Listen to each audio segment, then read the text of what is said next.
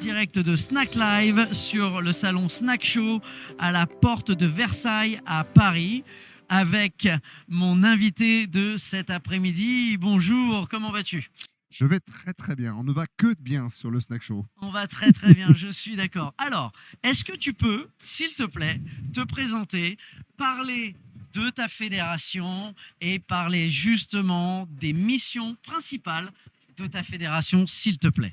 Alors, je suis le délégué général, je suis Paul Boivin, le délégué général de la Fédération des entrepreneurs de boulangerie, très connue sous le nom de la FEB, tout simplement dans le milieu. On représente historiquement les industriels de la boulangerie, viennoiserie, pâtisserie, et de plus en plus désormais de réseaux de boulangeries multisites, des réseaux nationaux, régionaux et locaux. Mon rôle, il est très simple. Je suis là pour les défendre, les valoriser, les accompagner aussi sur toutes les affaires publiques, sur les aspects communication, sur les métiers, sur les produits, et aller peser évidemment auprès des décideurs publics, que ce soit les sénateurs, les députés, les ministres, jusqu'au président de la République, ainsi que tout l'écosystème de l'administration qui peut être extrêmement utile ou voire même problématique parfois. On sait exactement de quoi tu parles. Voilà.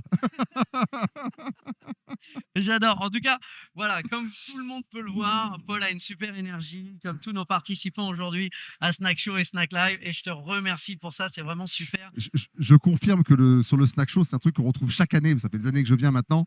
C'est hyper dynamique, ça va hyper vite. C'est totalement à l'image du snacking et des tendances. Donc, ouais, on est en plein dedans. On est en plein dedans, je suis d'accord. Alors, j'aurais une autre question pour toi.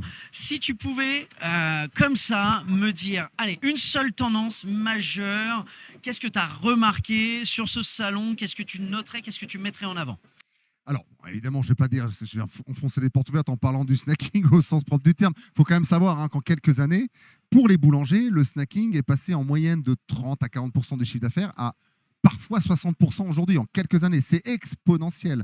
Donc les boulangeries aujourd'hui, c'est devenu des vrais lieux de restauration hors domicile, des vrais lieux de vie, et c'est pensé pour les consommateurs à travers justement les produits de snacking qui sont de plus en plus variés, de plus en plus qualitatifs. Si je devais retenir une tendance, mais que je vois apparaître depuis plusieurs années aussi, c'est de plus en plus de substituts évidemment végétaux qui commencent à avoir pour certains des rendus à la fois visuels mais aussi gustatifs extrêmement intéressants. Ça reste des marchés de niche, mais c'est des choses à suivre. Je suis d'accord, on a vu des belles choses et c'est toujours super intéressant de voir les nouvelles tendances. Et je te remercie infiniment, Paul, d'être passé nous voir sur Snack Live. Merci de l'invitation. Eh ben non, merci pour ton temps. C'était vraiment un plaisir de te rencontrer. Merci infiniment. À bientôt. À très bientôt.